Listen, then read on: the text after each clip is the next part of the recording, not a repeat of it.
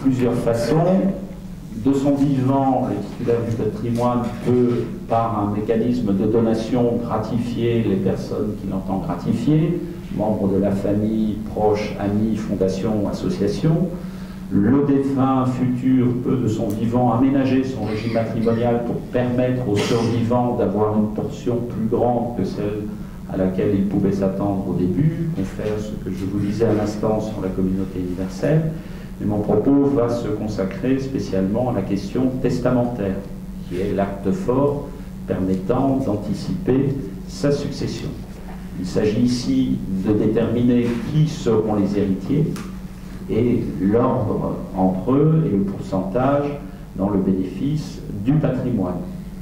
Il s'agit ici de protéger plus particulièrement un proche qui peut être un des enfants dans un besoin. On pense ici à un enfant souffrant de handicap qui a besoin peut-être de plus d'aide financière que ses frères et sœurs.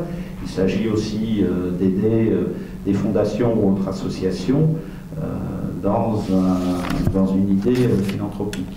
Alors les avantages du testament sont nombreux. L'organisation sur mesure de sa succession, le régime légal a pour mérite d'exister, de s'imposer à tous comme étant la norme par défaut, mais la succession permet de faire un travail, j'allais dire, d'artisan, permettant d'adapter les règles à la situation de chacun. Le formalisme du testament, je vais y revenir, est fort simple. Le testament a un caractère secret. Vous n'êtes pas fait obligation de révéler à vos proches, parents ou amis, la façon dont vous allez organiser les choses une fois le décès survenu. Vous avez la possibilité de modifier vos dispositions à tout moment et également de les révoquer. Modifier, c'est ajouter ou enlever par un nouveau testament qui annule le premier ou un codicile qui le complète. Révoquer, c'est tout simplement annuler ce que vous aviez prévu, et ce jusqu'à votre dernier souffle. La souplesse du testament tient aussi à son caractère lié au fait que le testateur ne se dépossède pas de son vivant. Lorsque vous réalisez des donations, on a deux obstacles qui se présentent. Le premier, le coût, il ne faut pas le nier. Le deuxième, c'est la dépossession. Vous avez donné vos biens, vous n'avez donc plus la plénitude de disposition. Alors le plus souvent, ces biens sont donnés avec des réserves d'usufruit pour permettre aux donateurs de conserver la jouissance, les revenus, mais vous perdez une part de liberté, ne serait-ce que lorsque vous vendez, il vous faut l'accord du propriétaire, qui se traduit aussi par le fait que vous ne disposez plus de la totalité du prix. Et lorsqu'il vous faut vendre, souvent c'est pour des raisons de santé ou de patrimoine, et vous êtes quand même assez soucieux de disposer du prix dans sa plénitude pour vous reloger aux meilleures conditions. J'attire votre attention sur un phénomène que l'on voit de temps en temps dans nos dossiers. Attention au testament conjonctif. Un testament est un acte par essence unilatéral. Vous ne pouvez pas, même si vous êtes marié en très bonne entente, faire un testament co-signé. Vous pouvez le faire, mais il n'a aucune validité. Donc vous pouvez, dans ces cas-là, puisqu'on constate souvent que les testaments au sein d'un couple sont faits en effet miroir, ce que monsieur a prévu pour madame, madame a prévu pour monsieur, faites deux testaments bien distincts. Alors les formes de testament, la loi vous laisse une certaine marge de manœuvre, puisqu'elle prévoit en France 4 formes. Le plus fréquent est le testament holographe, par sa souplesse et sa simplicité. Ce testament est écrit de la main même du testateur, et pour sa validité, au-delà d'être écrit, il ne faut pas qu'il soit dactylographié, il doit absolument être daté, signé.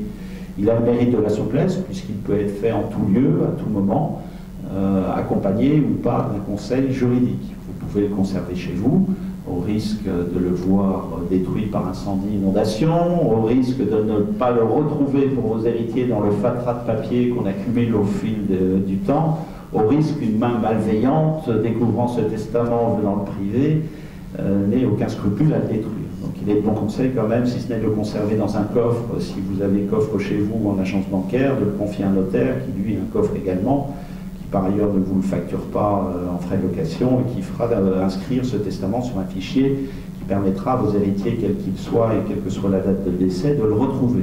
Donc il s'agit ici du testament holographe.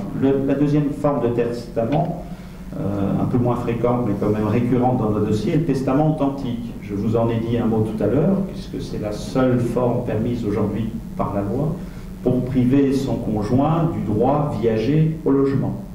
Ce testament authentique a pour particularité qu'il n'est pas écrit de la main du testateur, il est écrit par le notaire qui le reçoit, lequel notaire écrit sous la dictée du testateur, et pour attester, si ce n'est de l'identité, en tout cas de la capacité, la bonne compréhension du propos par celui qui le dicte, un deuxième notaire est présent à cette séance, notaire ne travaillant pas au sein du même office, donc un notaire extérieur qui vient en qualité de témoin instrumentaire, sauf pour certains de nos confrères, a préféré la présence de deux témoins, ni parents ni alliés, qui n'ont aucun lien d'intérêt économique avec la personne qui teste, pour consolider ce testament.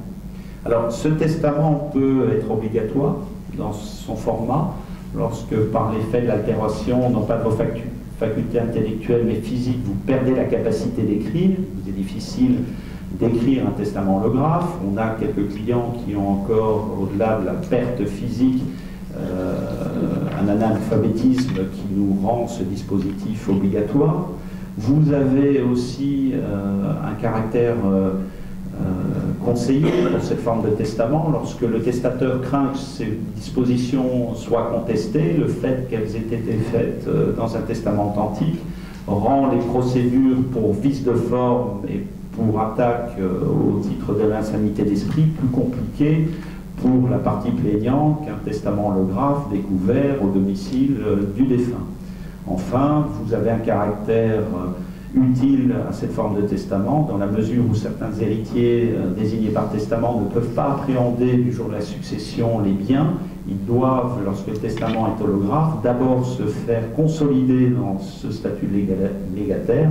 Il s'agit d'une procédure d'envoi en possession où le juge vérifie que le testament respecte bien les formes, et ce n'est que lorsque l'ordonnance d'envoi en possession est rendue que les héritiers nommés par le testament peuvent prendre possession de l'héritage. Troisième forme de testament, totalement anachronique, le testament mystique, très peu utilisé en pratique. Il se présente comme un compromis entre le testament holographe et le testament authentique.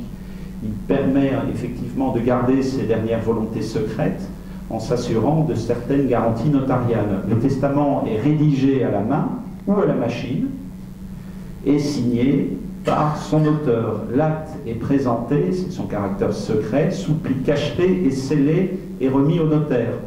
Deux témoins doivent être présents. Le notaire établit un acte de souscription de testament, soit sur papier qui contient le testament, soit sur l'enveloppe qui le referme. Et cet acte est signé par le testateur, les deux témoins et le notaire. Alors, ce testament est très peu rencontré par la pratique. D'abord parce que vous avez compris à l'exposé que je viens de vous en faire que son formalisme est quelque peu désuet. Au-delà de ça, c'est son caractère secret. Il faut bien comprendre que le testament confié au notaire est secret par essence et que le notaire n'est pas là pour dicter au testateur ses volontés propres, mais d'aiguillonner le testateur dans l'interprétation que l'on pourrait faire de son testament.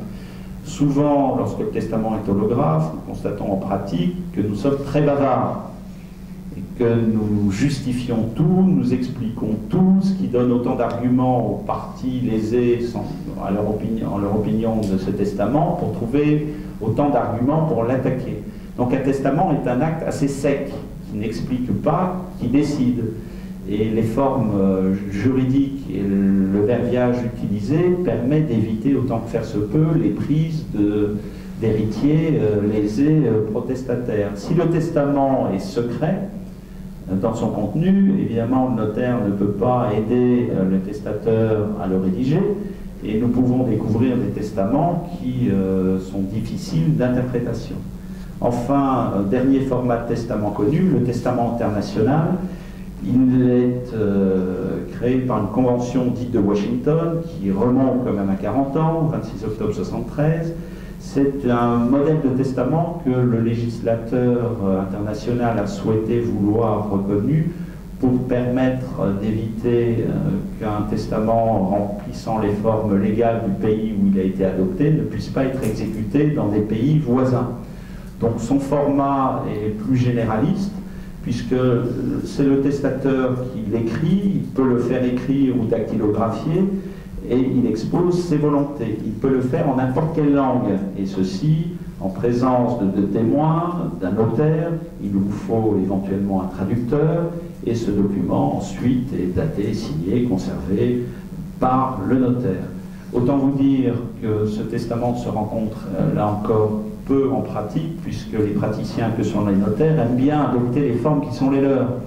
Et que lorsque nos clients viennent nous voir, nous préférons leur recommander un testament holographe ou un testament authentique plutôt qu'un testament dit international, qui lui-même serait sujet à caution en disant « mais pourquoi avez-vous songé à faire un testament international alors que la pratique est plutôt vers le testament holographe et le testament authentique était-ce un moyen de faire dactylographier quelque peu, induire le testateur dans des volontés qui ne sont pas les siennes ?» Je vous laisse tout ceci à vos réflexions.